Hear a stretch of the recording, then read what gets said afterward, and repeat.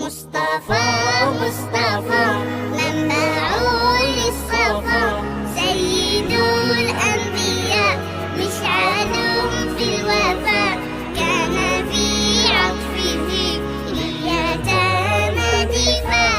مصطفى مصطفى منبع للصفا، سيد الأنبياء مشعل في الوفاء، كان في عطفه لليتامى دفاع.